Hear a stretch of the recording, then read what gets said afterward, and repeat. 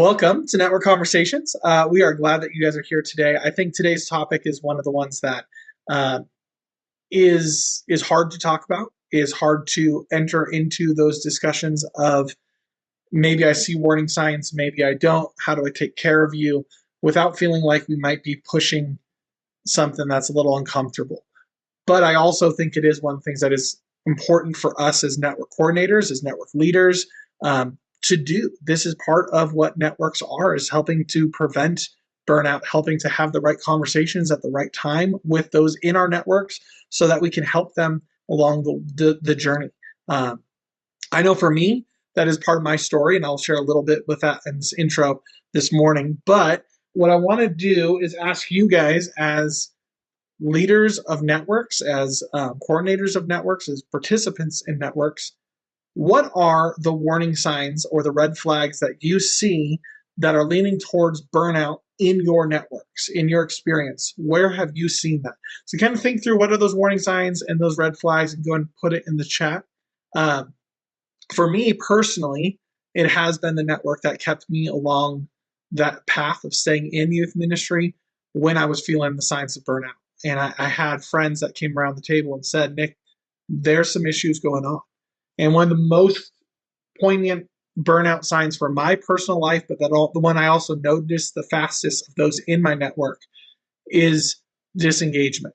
We had a guy this last year who was in our network. He never missed a meeting. He often was having one-on-one meetings with people in the network. And in the course of about 6 months, we saw him not showing up and then not answering phone calls and then saying, hey, yeah, I'll get back to you. I'm not going to schedule something, but I'll get back to you about that down the line, rather than immediate response of, yeah, let's schedule right now. And it was that slow pushing off of that community that was the red flag to me to go, man, something's going on in his life. 6 months later, he ended up resigning from his youth ministry role and taking a different position. And you look back on it and you go, there were some red flags. That being said, some of the things that you guys are writing, Mark, I want to hear on yours in particular this morning. Mark, you wrote down overcommitment and inability to say no fatigue. What is that? What do you mean by that? Well, I mean, just that need to feel needed. And anytime somebody asks, you're just saying yes, and you're just way overcommitted. You're fatigued, tired, almost trying to fill your cup by saying yes to something else, that's somehow going to help you when it just really hurts us. Cool. Letta, you said feeling like visioning and dreaming is exhausting or futile. Man, I feel that. So, like, give me a little picture of that, if you would, of like, what does that look like in your mind? Sure. There have been times in ministry where it's just been like, it's been exciting to look forward to, we've, here's the possibility of seeing people come to salvation. Here's a possibility of reaching more kids.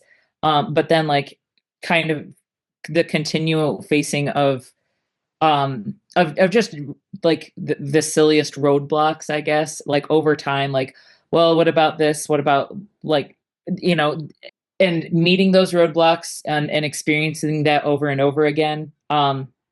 I think it comes with that. I think that leads to that frustration of like, well, I wish you could see the bigger picture, because it is worth like getting past these roadblocks and getting past the, even the smaller logistical things that we should just, go for. All right. So here's what I find interesting. If you look through the chat this morning, there's a story that can be told here. If you look at it and it's, maybe it's something like, as Kevin mentioned, you might get angry or agitated. You lose your vision. You might not feel like you have any control over anything personally. You start to overcommit. You get to a point where you're telling your family that this person or this event from church really needs me more than you often. That leads to a point where, like Wayne mentioned, that maybe the spouse of the youth worker is done with ministry and there's a tension there. I mean, you can see the pieces that come together of, there's a lot of red flags, but often sometimes it's the red flags are telling the story of where the burnout is happening. I think this is, like I said, this is one of the things that our networks have a unique ability to walk alongside because we know each other. We know the role we're in, and we know those moments when they're happening. And we've been there probably. I would say majority of us have had this day. And so I want to encourage you guys as we jump into the conversation today to think about your local network and how do you bring care to that network? How do you start this conversation from what we have today? How do we bring that same conversation into our local networks? And so I'm going to pray for us, and then we'll get launched into our conversation. Yet I know that too many of those things that were listed in there are not just hypotheticals, but we remember the time and the place and the face. And if it wasn't just somebody in our networks, we remember the time where it was us. And we know that feeling, and we know that hurt, and we know that feeling of loss and drowning and overwhelmed. Yeah, we just pray that this morning in our conversation that we are encouraged, that we're built up, that we have a reminder that you are still in control, that you called us to these ministries for a purpose and for a reason. We just pray that we can remind ourselves that we don't need to be in control because you are. That we are to rely on you for what we have and in direction from what you have for us. And we thank you for communities that can help us keep our eyes focused on you, not the overwhelming pressures that come with ministry. And we pray this in your name. Amen. Hey, I'm going to hand off to Phil this morning, and he's going to introduce our guest, and we're going to go forward from there. Good morning. Thanks for being here with us today as we talk about burnout. Not always the most fun conversation, but so vitally important because, as many of you can relate, most of us have gone through it, if not all of us. And so we are thrilled to have with us LaTasha Nesbitt. LaTasha is the research director for Fuller Youth Institute. And recently they came out with the report, the pastor's report on burnout and well-being. I hope that you've had a chance to look at that. If not, we can get a link in the chat so you can see that as well. But for years, Fuller, for me personally, has been such an incredible resource because they create so many awesome resources from the incredible research that they do. So I'm just really thrilled and a little shell-shocked to see LaTasha join us this morning. We are just so pleased to have you here as we talk about burnout is real. So, LaTasha, welcome. Amazing. Thank you so much, Phil, and thank you guys so much. I'm so glad to be a part of this network conversation this morning. And the very fact that you showed up here, I don't believe out of duty, but devotion to your walk, your call, your role, and your impact, particularly as it relates to youth leaders, some of which who are part of the next generation. So I'm so glad to be here this morning. Well, if we've had the chance to look through the report, it's not something we can skim through real quick in this moment. But LaTasha, you've been the one that's been leading the team that's put that together. And so as we've talked, some of the questions that we want to really dive into today, we're going to ask right now. And the first one is, what insights from the report do you feel are most important for those of us who are leading networks to discuss? Such a good question, simple question, but loaded in many ways. We want to frame our conversation with understanding why we did the report, and then I'll go into some specifics that I believe are pertinent to our conversation today. Understanding the post-pandemic trauma, if you will, and how it exacerbated concerns as it relates to mental health, and particularly in burnout and longevity and or retention as it relates to those in ministry, not just senior pastors, but youth leaders. Our particular audience, our primary audience is to youth leaders. We make products to help them do youth ministry better.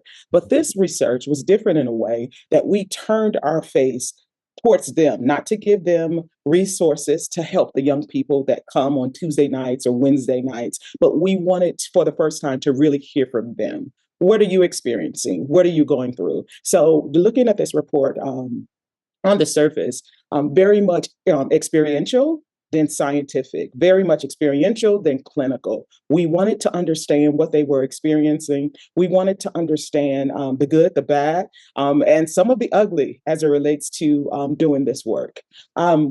Looking at particular highlights from the report, we found, particularly as it relates to burnout, what were some of the key factors?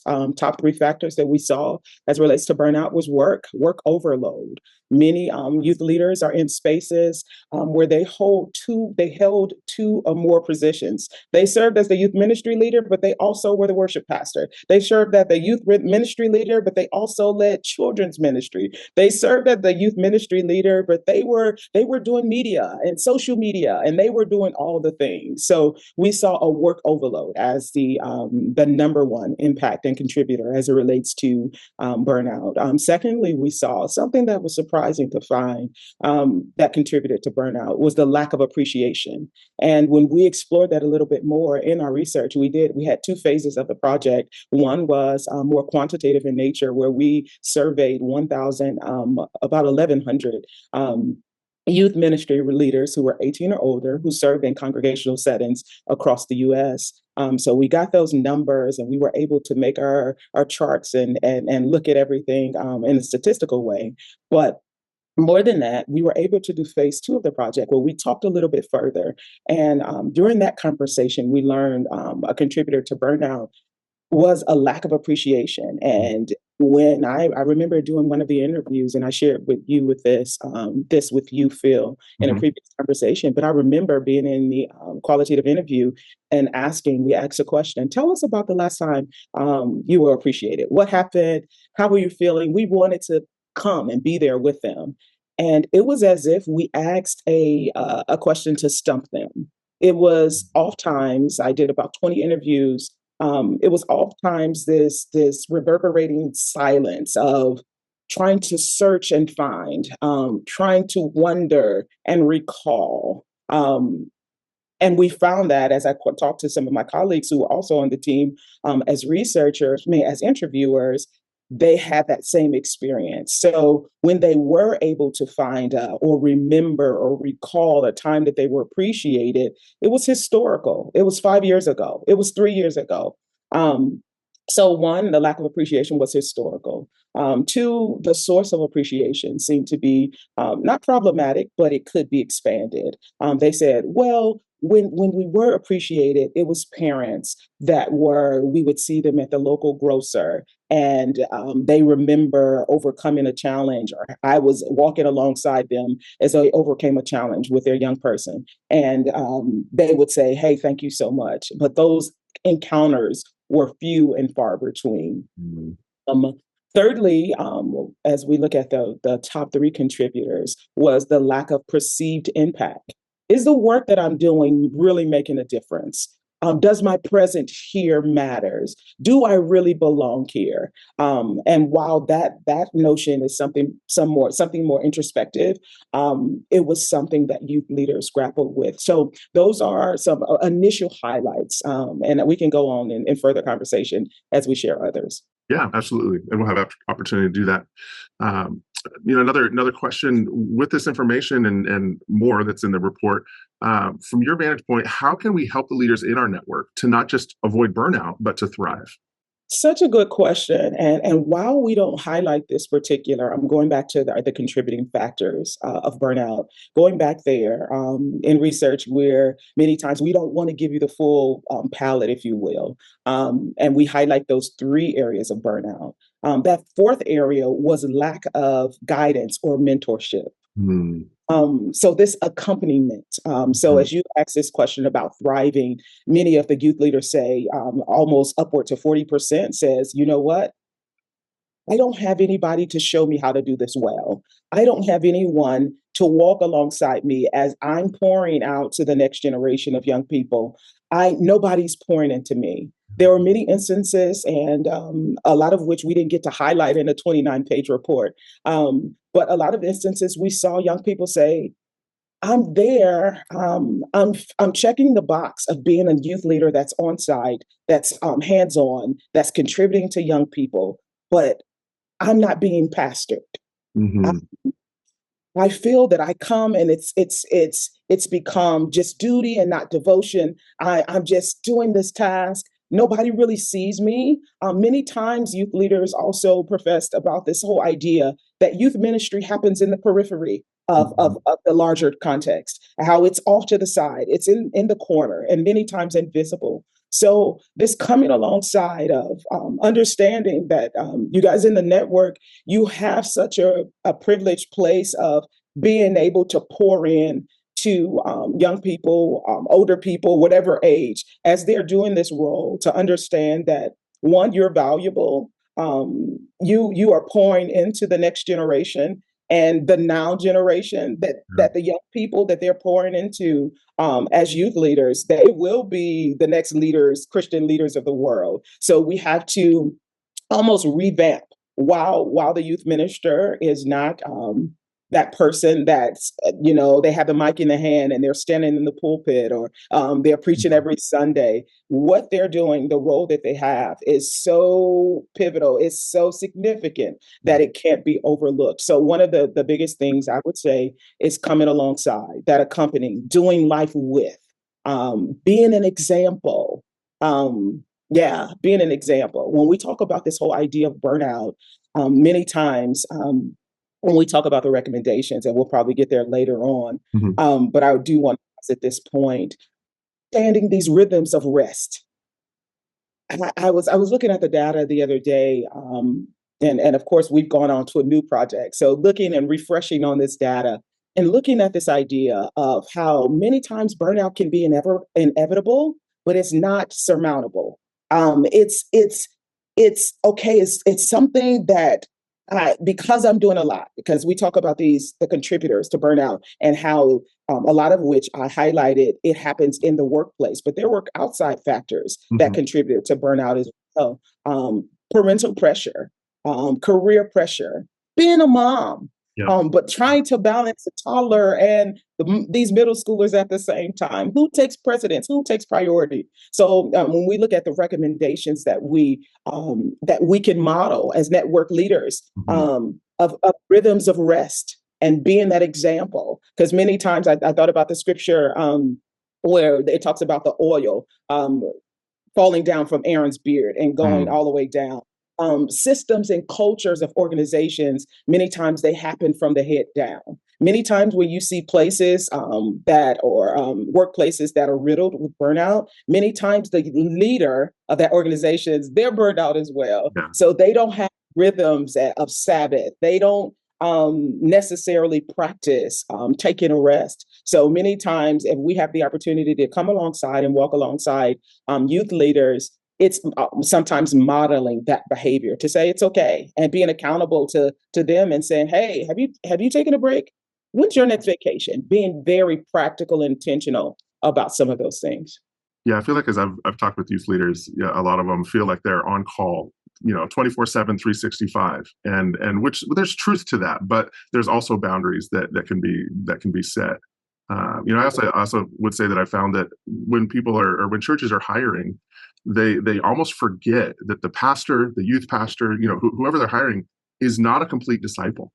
They are still in the discipleship process. So good. Churches need to allow and create opportunities for them to grow, where that mentoring can occur. I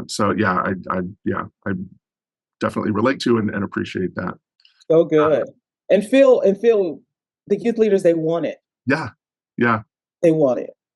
And sometimes it takes an initiation from that other person. Can I help you with anything? Right. And it's like, wow, I'm invited into this, because the youth leader, in many of the cases, they haven't been forthright in saying that this is a need. Yeah. They've been so accustomed to the way of this normalization of burnout, and this is how life happens, this is how it goes and flows, that they've not interrupted those patterns of burnout to say, wait, I need help.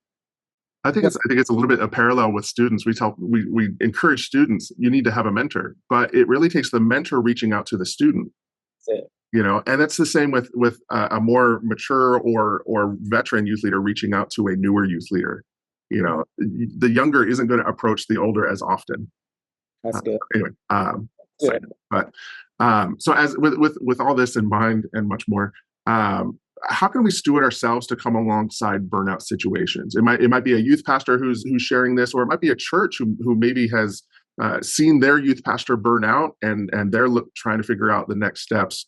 So how can we steward ourselves to come alongside burnout situations? That's good. That's good. I have a church plant here, so I get to pastor a group of young people here. My husband and I here in LA.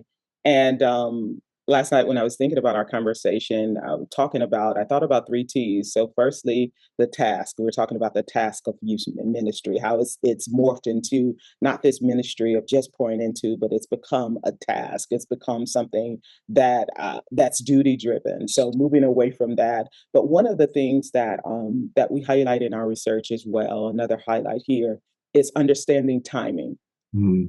In our research, we talk about four, we call them latent profile analysis. So essentially, it's four types of individuals of the 1,100 that were part of our survey, that participated in the survey. It was four kinds or four types, one in particular, and one thread that linked them all together was understanding this whole idea of timing. There were certain times that youth leaders showed burnout the most.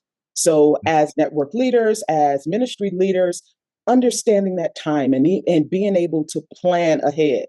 December, January, February were high burnout months. Mm. Was 50 plus, some went to 88%. So understanding that time and planning for that time. Okay, it's November. I have the insight now as a youth leader, as a pastor, as a senior leader, to say that according to this report, at least these in this report, that I understand that during the holiday season, it's intense. Yeah. While it's a celebration for most people, for youth leaders, not so much. Yeah. Not so much. So being able to understand that timing is critical. We had four latent profiles. One in particular, it represented 6% of our population that we actually surveyed. They were hyper burned out. We call them hyper burnouts. And they were like 60, 70, 80% of the time. And they were all year long. They were hyper burned out. So I'm investigating. I'm having conversation.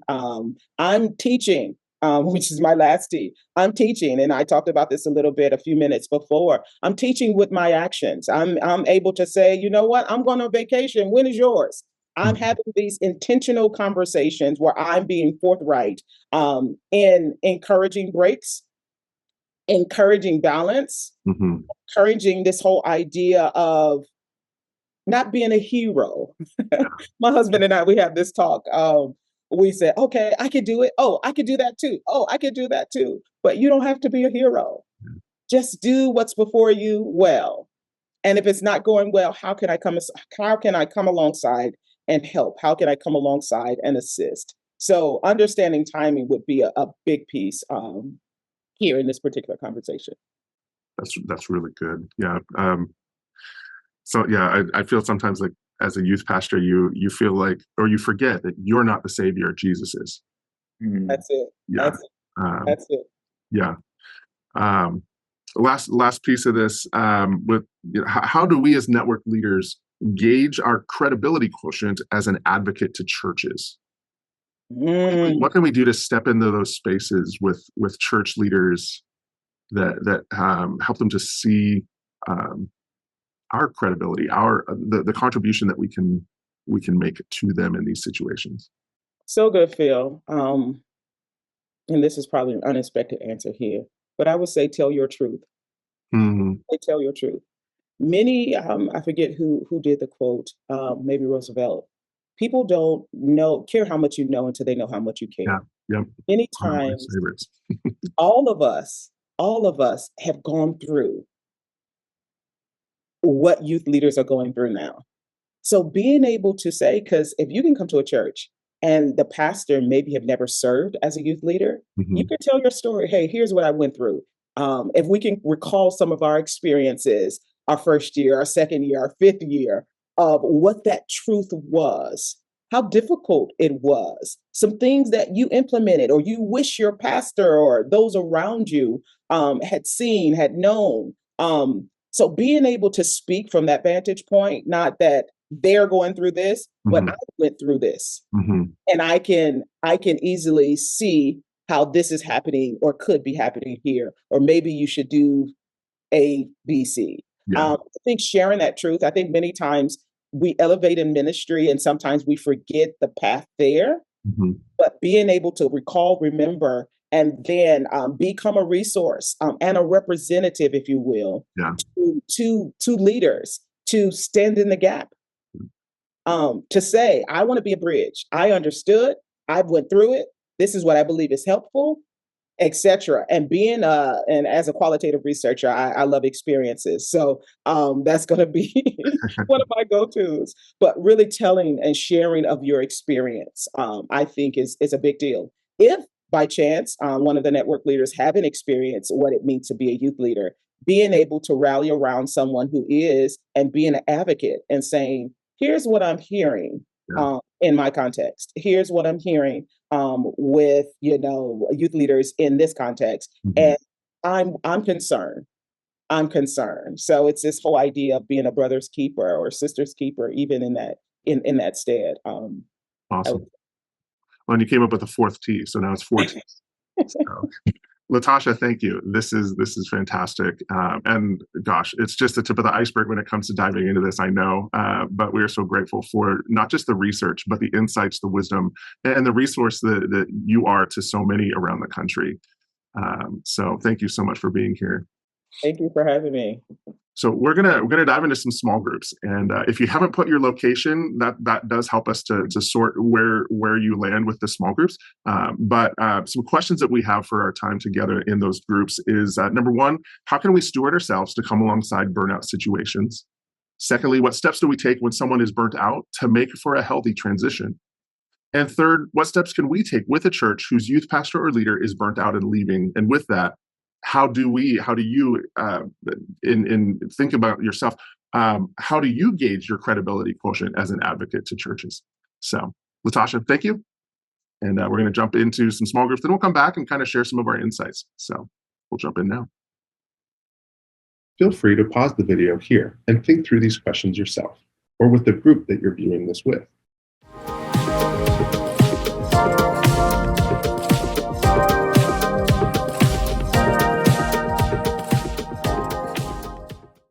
Thanks for viewing this network conversation, brought to you by the National Network of Youth Ministries. We hope it helps you to set the table for unity and further conversations with other youth leaders. Any shared links are in the comment section on NNYM's YouTube channel. While you're there, feel free to like and subscribe. If you want to join our next conversation or training, you can find upcoming live events on our Eventbrite page. You can also connect to a local network leader at nnym.org. We're here because we are better together.